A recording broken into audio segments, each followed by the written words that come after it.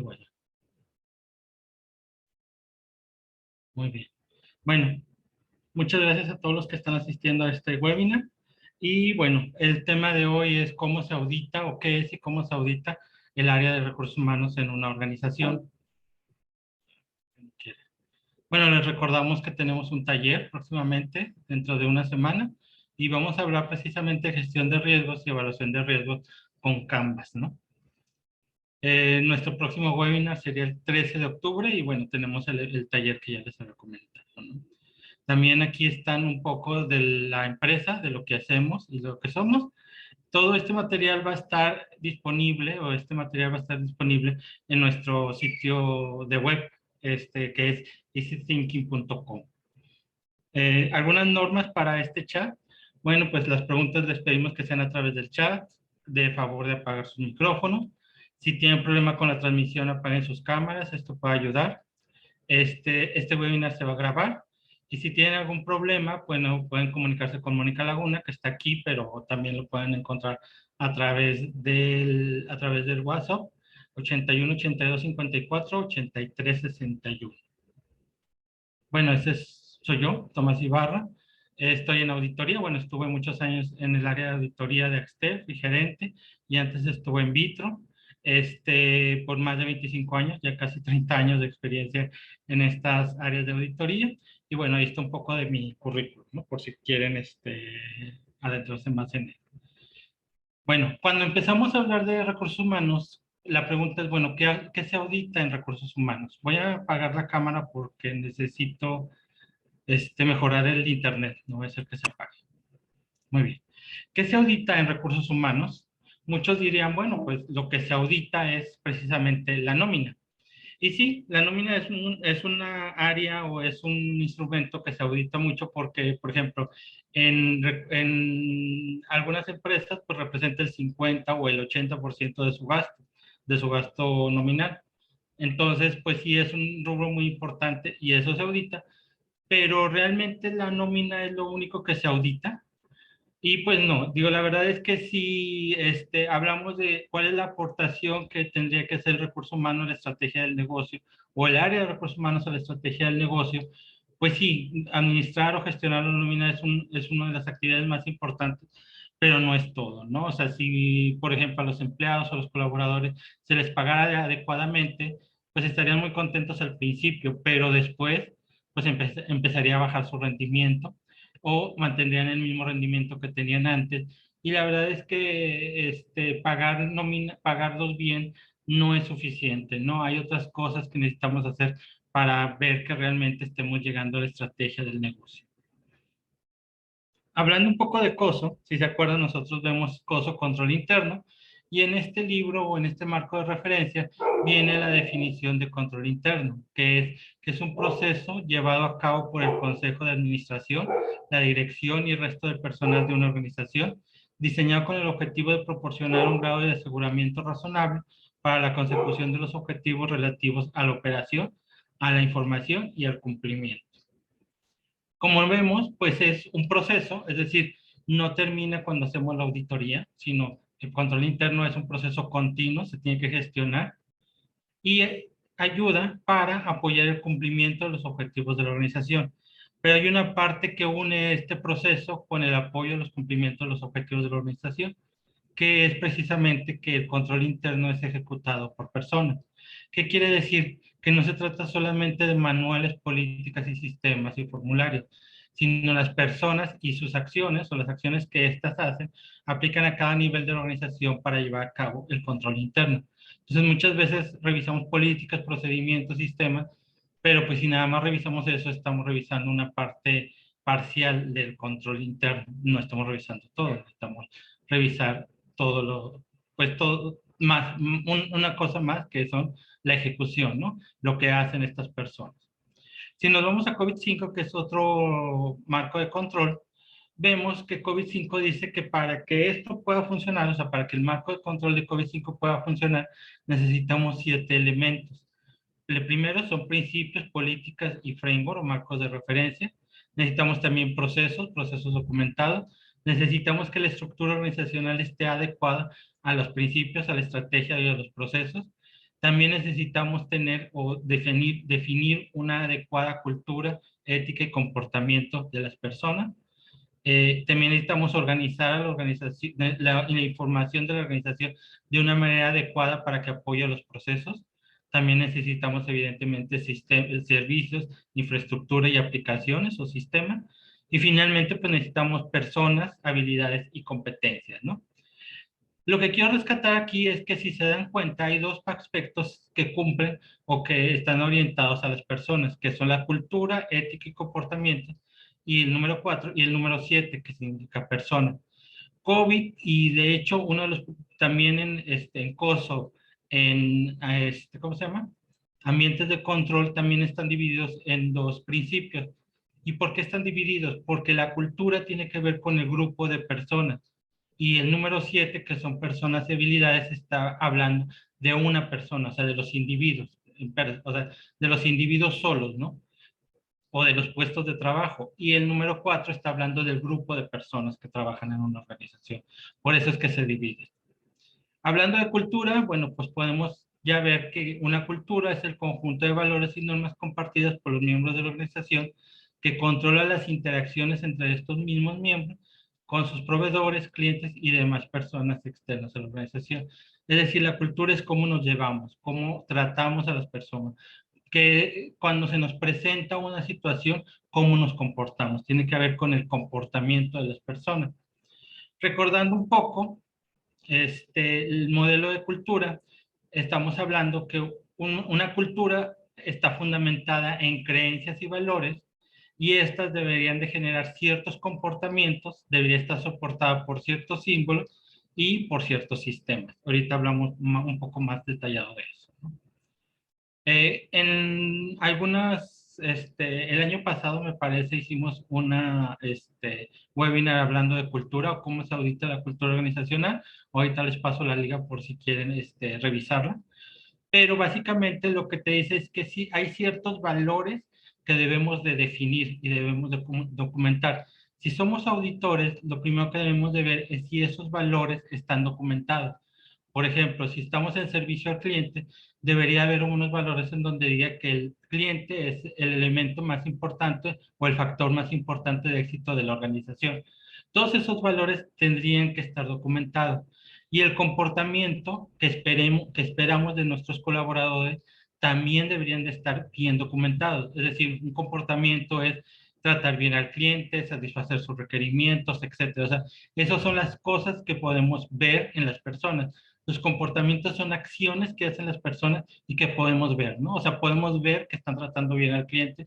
Si, por ejemplo, estamos hablando de un call center y levantamos la bocina para hacer una gestión de calidad para ver cómo se están comportando los ejecutivos, podemos notar o podemos sentir si están, o oír en este caso, si están tratando bien o no están tratando bien a los clientes. Por ejemplo, si se le está proporcionando toda la información necesaria, si están contestando las preguntas que están haciendo el cliente, pues esos son comportamientos que nosotros podemos ver, ¿no? Y tienen que estar documentados. Los sistemas son los sistemas que nos ayudan a soportar ese comportamiento. Por ejemplo, si nosotros tenemos una gestión o un sistema en donde nos tiene la información del cliente, sus requerimientos, sus pedidos, las veces que ha hablado al call center, lo que ha preguntado, etcétera.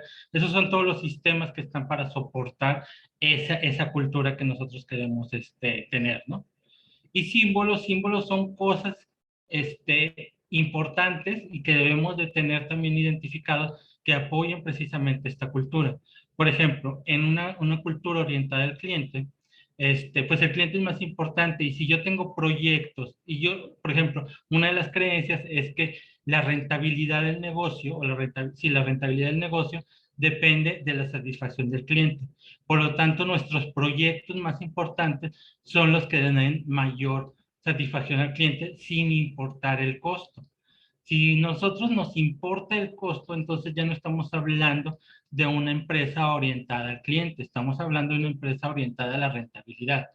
Entonces, un símbolo importante sería que al momento de seleccionar los proyectos más importantes sean los que den mayor satisfacción al cliente sin importar el costo. O sea, no importa si es más caro o el más barato. Imagínense, por ejemplo, Disney. Disney es una empresa que es ejemplo en orientado al cliente, en satisfacer la orientación al cliente o satisfacer los requerimientos del cliente.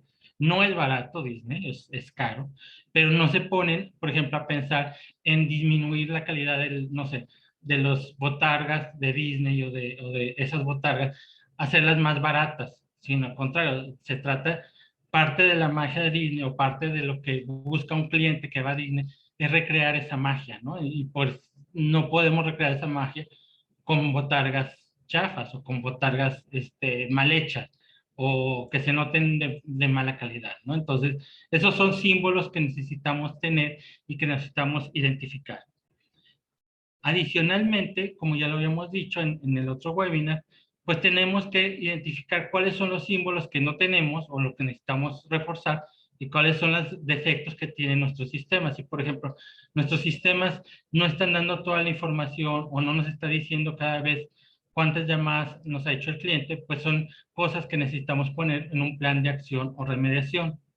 Y los comportamientos y valores nos necesitamos poner en un plan de difusión y comunicación. Es decir, no es suficiente decir cómo se deben de comportar y ponerlo en el plan, sino necesitamos cuestionar si se están dando esos símbolos y precisamente si los sistemas están apoyando para tener esa cultura organizacional. Y otro factor muy importante dentro de auditar o los puntos de control de una cultura organizacional, evidentemente es monitorear, pero tenemos que monitorear, aparte del plan de difusión, de ver el avance, y el plan de acción también ver el avance, necesitamos monitorear precisamente los comportamientos, ver si las personas se están comportando como decíamos que se comporten de acuerdo a la estrategia del negocio. Como les dije, el año pasado hicimos un webinar. Lo pueden buscar en YouTube, en el canal que, bueno, en mi canal de YouTube, que es Tomás Gerardo Ibarra, o bueno, aquí les pongo la liga, ¿no? Para que puedan ingresar directamente. Como les repito, este material va a estar disponible para que lo puedan consultar. Volviendo a nuestro, ¿cómo se llama? Sí, volviendo a nuestro COVID qué elementos de COVID son necesarios para que se pueda, para hablar de un buen control interno. Vamos a ver ahora la parte del número 7 de personas, ¿no? Cuando nosotros, por ejemplo, tenemos un nuevo puesto, por ejemplo, yo estoy en el área de auditoría y me autorizan tener un auditor especialista en fraude, perdón, voy a tomar agua. Pues lo primero que nos piden es llenar su perfil de puestos, ¿no? Y llenamos, bueno, cuál es el objetivo del puesto, qué actividades van a realizar, qué conocimientos necesitaría tener, qué licenciatura o qué maestría necesitaría tener, qué certificaciones, si ya estamos requiriendo la certificación de antifraude o de examinador antifraude, y qué experiencia necesita, ¿no? O sea, que es 1 año, 2 años, 3 años, 5 años, en qué puesto, en qué empresas, etcétera, ¿no? Todas estas cosas, pues es relativamente fácil determinarlas, ¿no? O sea, cualquiera, yo creo que hemos trabajado dentro del área de auditoría o dentro de nuestras áreas de especialización, pues podemos definir todos estos rubros. Pero por ahí luego hay un área negra o gris que a lo mejor no entendemos muy bien, que tiene que ver con competencias, con aptitudes, con la personalidad y con habilidades. Y la verdad es que muchas veces cuando tenemos esto, pues le ponemos pues lo que sea, básicamente.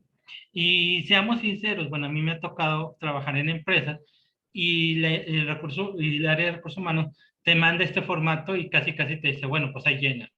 Y si te va bien, bueno, pues casi pues te da un folleto, ¿no? Para que lo puedas llenar. Pero realmente no hay, no podemos, saber exactamente si no somos diestros en qué es una aptitud, qué es una habilidad o qué es una competencia y por qué es importante definir esto en un puesto de trabajo, ¿no?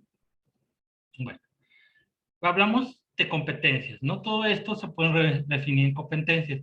Y lo que últimamente se ha dado, o es muy común, es hablar de competencias y sobre todo de gestión de competencias, que vamos a hablar un poco más adelante. Pero, ¿qué es una competencia? Por ejemplo, aquí dice que es un conjunto de comportamientos observables relacionadas casualmente con un desempeño bueno, excelente en su trabajo y organización, dados o en una situación personal, social determinada. Bueno, es un poco complejo, pero vamos a definir cuáles son los elementos y nos va a quedar un poco más claro de qué estamos hablando con competencias, ¿no? Una competencia está formada por tres elementos. Lo primero es un saber o un conocimiento, es decir, sabemos hacer eso. Imagínense que tenemos una competencia que se llama trabajo en equipo o ventas, ¿no? Digo, oye, yo soy competente en ventas porque yo sé cómo se vende. Tengo los conocimientos para saber cómo se vende. Si yo sé los conocimientos y solamente sé cómo se vende, no podemos hablar de una competencia completa. Tiene que estar formada por otros dos elementos. El segundo elemento es el querer hacer. Es decir, a mí me gusta vender o a mí me gusta trabajar en equipo o a mí me gusta dar clases. Entonces, yo sé dar clases y aparte a mí me gusta hacerlo, ¿no? Entonces, podemos hablar de una competencia a la mitad, porque necesitamos un tercer elemento y ese tercer elemento se llama poder hacer actitudes o saber hacer, ¿no? Habilidades. ¿Qué quiere decir esto? Quiere decir que de forma natural a mí se me da vender. O sea, yo desde niño compraba dulces con lo que me daban y los vendía en la escuela. Y me gustaba hacerlo y era bueno para vender. O soy bueno para negociar. Y aparte de que soy bueno para negociar, me gusta y aparte yo he tomado cursos y talleres para negociar. Entonces, si yo cumplo con esos tres elementos, podemos hablar de que tenemos una competencia. ¿Qué pasa, por ejemplo, si uno de nuestros hijos, si tenemos hijos, y nos dice, yo siempre les pongo ese ejemplo, oye, nos dice que qué es lo que quiere, ¿cómo se llama? ¿Qué es lo que quiere estudiar ya cuando está en prepa? Y si te dice que quiere ser ingeniero de sistemas o, ¿cómo se llama? O contador, pues sabemos que a lo mejor ya no se va a morir de hambre. Pero si este hijo o esta hija nos dice que se quiere dedicar a las artes o a los deportes, que quiere ser futbolista o que quiere ser actor o bailarín o bailarín, pues empiezan los problemas, ¿no? Dices, bueno, ¿podrá hacerlo? ¿Vivirá de esto? ¿Será solo un hobby? Miren, es muy sencillo de hacerlo. Lo que te está diciendo, cuando te dice, oye, yo quiero ser futbolista, pues ya estamos hablando de una de sus competencias, que es querer. O sea, él quiere ser futbolista, le gusta y quiere serlo. Y cuando te lo dice es porque él quiere que lo apoyes, o sea, que le pagues una carrera o que le pagues el entrenamiento o que lo mandes a ciertas universidades para obtener ese conocimiento, o sea, ese conocimiento para ser un actor o un bailarín o un futbolista. Y bueno, la duda es, ¿podrá o no podrá hacerlo? Y bueno, eso se resuelve con nuestro tercer elemento, que son las aptitudes o habilidades. Es decir, si de él de forma natural, él o ella de forma natural, juega fútbol y le pega la pelota y ves que le pega bien, pues evidentemente, y si le gusta, pues sí, ¿no? Puede tener posibilidades, o es muy alta la posibilidad de que a lo que él se dedique pueda tener éxito, ¿no? O sea, eso que se dedique de futbolista o de bailarín o de actor puede tener éxito, ¿no? Entonces, estamos hablando de que tiene esas tres competencias. Imagínense Messi, ¿no? Hablando de fútbol. Podemos, si ustedes los han visto, o Ronaldo o Pelé, ¿no? Si ustedes los ven en los juegos, tú puedes decir, oye, pues le gusta lo que hace, tiene conocimientos, se ha entrenado en eso, y aparte tiene una aptitud, o sea, naturalmente sabe cómo hacerlo, ¿no? Y ahí hay personas, y una competencia para hablar que es completa, tiene que tener esos tres elementos.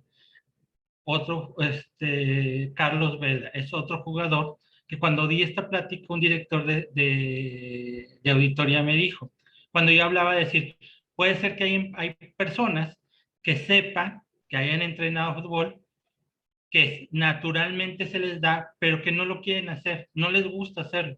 Y de inmediato este director dijo, bueno, Carlos Vela. Y sí, Carlos Vela es un muy buen futbolista, pero se nota que no lo quiere hacer, se nota que no le echas ganas y en él no podemos hablar de que tiene una competencia completa, ¿no? Entonces, para tener una competencia completa, en resumen, hay que tener esos tres elementos.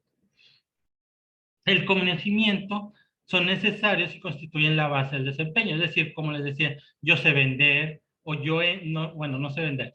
Yo he ido a cursos para ventas, yo he ido a cursos de negociación, yo he tomado entrenamientos para fútbol, yo he tomado clases de pintura y ese es el conocimiento que tengo. pero realmente la competencia es que genere un comportamiento exitoso. Es decir, yo ese conocimiento lo llevo de la teoría a la práctica y la forma de llevarlo a la práctica es precisamente a través de las competencias.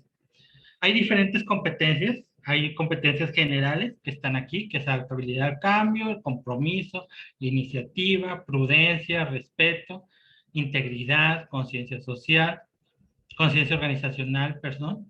Hay otras competencias que son gerenciales, como liderazgo, como trabajo en equipo, como empowerment, como entrenamiento, etcétera. Visión estratégica, o sea, yo sé para dónde, yo analizo la empresa, analizo el ambiente y puedo determinar hacia dónde debería ir la empresa. Estamos hablando de una competencia de visión estratégica. Pero también hay competencias específicas, por ejemplo, adaptabilidad, calidad, colaboración, manejo de crisis, responsabilidad. Entonces, aquí estamos hablando de otro tipo de competencias. Y algunas de esas competencias nos ayudan a realizar un trabajo adecuado de acuerdo a nuestro perfil de puesto o de acuerdo a nuestra profesión. Por ejemplo, hablando de una competencia que se llama pensamiento analítico, ¿sí? Hablando de una competencia que se llama pensamiento analítico, es la capacidad para comprender una situación, identificar sus partes, organizarlas sistemáticamente a fin de determinar sus interrelaciones y establecer prioridades para actuar. ¿Qué quiere decir esto? Quiere decir que para que un auditor sea exitoso en auditoría, necesitaría tener esta competencia, necesitaría ver un área o ver un problema y poder desmenuzar o segregar en sus partes, entender cómo se interrelacionan estas partes y entender en dónde está el problema para que eso que estamos analizando y hacer un proceso no llegue a los objetivos que está definidos, ¿no? O sea, si no llega es por algo. Entonces yo necesito desmenuzar ese proceso, entender las interrelaciones y finalmente determinar en dónde están los problemas, ¿no? Las competencias se pueden dividir en varios grados. Por ejemplo, un grado A, que es una competencia ya madura, y un grado D, que quiere decir que hay una competencia que existe, pero que todavía no está madura. Por ejemplo, un grado D dice que es la capacidad para separar las situaciones en sus principales componentes y para establecer las grandes relaciones causales que caracterizan el problema. Y una competencia A muy madura quiere decir que es una capacidad para comprender situaciones o problemas complejos, ya no son normales, sino complejos, y separarlos en sus componentes, y no en algunos componentes principales, sino en todos sus componentes. Entonces, ya estamos hablando de que hay 4 niveles de madurez y que una persona puede, si tiene esa competencia en nivel D o C, puede a través de entrenamiento, a través de capacitación, a través de mentoría, poder llegar a un nivel B o A. La tragedia que tenemos con las competencias es que hay un NA, es decir, que no existe. Es decir, hay personas que no tienen este pensamiento y por más que las mandemos a cursos y a mentoría, no lo van a desarrollar porque no lo tienen. Por ejemplo, hay gente que no le gusta vender y aunque lo mandes a cursos y todo, no tiene la competencia de ventas y no lo va a lograr. O sea, no va a poder hacerlo. Igual con trabajo en equipo, digo, trabajar en equipo es una competencia. Hay gente que le gusta, hay gente que no le gusta, pero hay gente que no puede. O sea, aparte de que no le gusta, naturalmente no se le da trabajar en equipo. Entonces, esa persona no puede trabajar en equipo. Y no es que tenga que desarrollarlo para el futuro, porque puede haber puestos que no necesitan trabajar en equipo. Y esos son los puestos a los que debería de aspirar. Porque si empieza a aspirar a puestos donde tiene que trabajar en equipo, pues nada más vamos a tener una persona frustrada porque no tiene esa competencia, ¿no? Entonces hay que saber, y bueno, en las personas tenemos muchas competencias, pero no tenemos todas las competencias. O sea, hay que ser hay que evaluarnos, hay que ser autocríticos y determinar cuáles son nuestras fortalezas y empezar a buscar puestos de trabajo o estar en puestos de trabajo donde podamos desarrollar nuestras fortalezas y dejar a un lado las debilidades, ¿no? O sea, no las vamos a desarrollar. Y bueno, nada más es cuestión de encontrar puestos donde estemos empatados con nuestras competencias o habilidades más fuertes, ¿no? Por ejemplo, un banco, en este caso, iba en un verano a contratar colaboradores juniors para el área comercial y este banco en Italia determinó que estas eran las 6 competencias que debe tener una persona que ingresara a este programa. Orientación al cliente, orientación al resultado, adaptación al cambio, orientación a la calidad, iniciativa, proactividad y trabajo en equipo. Ahora, cuando se hacen entrevistas de trabajo, las personas pueden identificar, o a través de entrevistas o a través de ejercicios, si tú tienes estas competencias o no. Y si las tienes, bueno, se pueden desarrollar. Pero también en estas entrevistas se puede determinar si tú no tienes estas competencias. Por ejemplo, a mí me ha tocado, y muchos de ustedes también les ha tocado, que hablan a un call center a pedir una ayuda o a poner una queja o comprar algo, y la verdad es que hay gente que no tiene la orientación al cliente. O sea, no le gusta tratar con clientes, no sabe cómo hacerlo y no tiene esa competencia. Entonces, esas personas no deberían de estar al frente de un cliente o contestando llamadas, ¿no? Ok, perdón, voy a volver a tomar agua. Hablando de gestión integral de competencias, debemos nosotros como auditores ver que exista realmente esa gestión integral de competencias que inicia desde el análisis y descripción de puestos. Es decir, cuando nosotros describimos un puesto o un perfil de puesto, aparte de lo que ya habíamos mencionado, que sus conocimientos, su experiencia, su certificación, las actividades que realiza y el objetivo del puesto, debe definirse claramente cuáles son las competencias para ese puesto. Si a ti te mandan el formato y que lo llenes solo, muy probablemente esas competencias no estén bien definidas. Inclusive si te mandan un junior, porque esto es algo muy importante que se debe hacer. Esto lo tiene que hacer un experto, alguien que sepa de esto y que tenga experiencia en definir estas competencias por puesto. Igualmente lo tiene que hacer contigo, o sea, tiene que sacarte información para poder definir cuáles son las competencias. Este es uno de los factores más importantes que debemos como auditores poner atención, y esto es como, por ejemplo, en sistemas, la definición de requerimientos.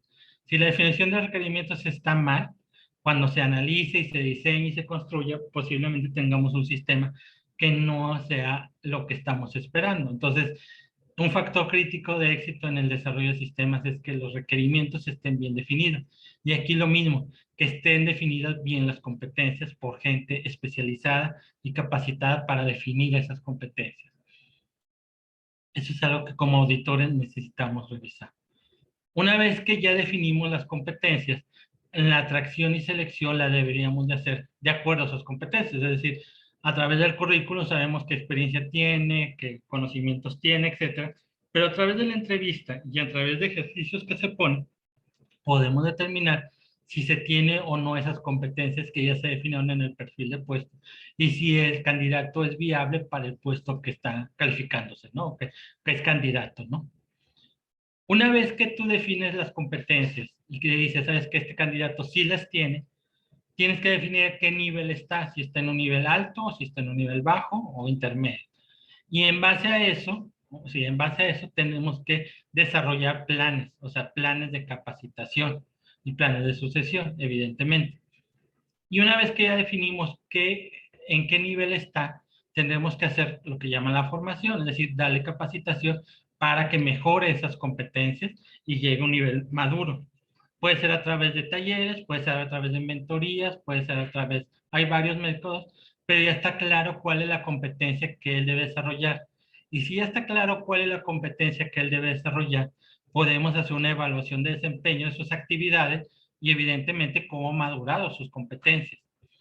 Y en base a eso también podemos definir cuáles serían sus remuneraciones o sus aumentos de sueldo. Entonces, todo esto nos ayuda, como ven, la gestión, como dice ahí, es integral de competencias. O sea, todo el proceso de recursos humanos debería ser desde que se contrata, desde que se capacita y desde que se evalúa. O sea, todo esto tiene que haber y tiene que hacerse con esto de competencias. Ok. Por ejemplo, el caso L'Oreal. El caso L'Oreal tenemos, esto es un estudio que se hizo, ellos definieron algunas personas que las contrataron a través de competencias y otras a través del método tradicional, ¿no? Se contrataron 33 personas por competencias, por el método tradicional 41, y a los 2 años se observó que 5 personas de por competencias, el 15% abandonó la empresa, y en la selección tradicional el 41% lo abandonó. Después de 2 años, 2 personas de esas 33 se pudieron hacer promoción, un 6%, del método tradicional ninguno. Candidatos a promoción, 21 o 7 personas, en la selección tradicional ninguno. ¿Quiénes son las personas? O sea, el 78%, o sea, se pudieran alcanzar objetivos en un 78%, y estas personas, las 41 personas, o las que quedaron después de 2 años, solamente pudieron alcanzar un 69% de sus objetivos. Y cada trimestre tú veías que el 19% de estas personas pudieran alcanzar sus objetivos de mediano a largo plazo, en contrario con un 11%. Entonces, lo que te quiere decir la tabla es que esto funciona, o sea, seleccionar y gestionar por competencias funciona, y funciona muy bien, ¿no? ¿Cuáles serían las conclusiones? Por parte de la cultura, pues tenemos en un lado estrategias, políticas y procedimientos, y del otro lado tenemos, del otro lado del puente, tenemos ejecución de precisamente esas estrategias, políticas y procedimientos. Y el puente que une estas dos áreas, pues es la cultura organizacional. Y finalmente también podemos hablar que si nosotros tenemos competencias, experiencia y certificaciones, nos sirve para desempeñar un trabajo. Pero la única forma de que lo podamos desempeñar bien y con excelencia es si tenemos las competencias adecuadas para ese trabajo en específico o para ese puesto en específico. Yo puedo tener conocimientos, experiencias, y a lo mejor me dedico a la consultoría, o a lo mejor me dedico a estar dentro de una empresa solamente a ser auditor, o salirme de la empresa y ser consultor, o salirme de la consultoría y dedicarme a dar clases. Pero si yo tengo esas competencias, a pesar de que yo tenga los mismos conocimientos, experiencia y certificados, puedo llegar a desempeñar diferente nivel de desempeño, perdón por la redundancia, de acuerdo a mis competencias, si las tengo o no las tengo. Les recuerdo que tenemos el taller en las próximas semanas de gestión de riesgos y evaluación. Se realizan solamente los martes, miércoles y jueves. Son 2 horas diarias, son 12 horas del taller. Y bueno, el próximo miércoles 13 de octubre tenemos el próximo webinar. Todavía no tenemos el tema, pero ya se los haremos llegar.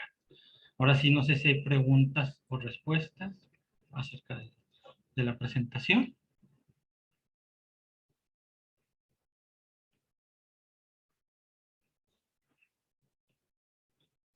Bueno, entonces, pues sería todo por mi parte.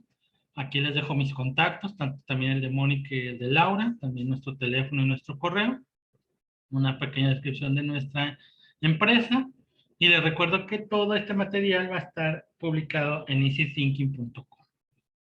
Sin más, entonces, pues les agradece mucho su presencia, y también yo creo que esta presentación va a estar dentro del canal de YouTube para que la puedan consultar después.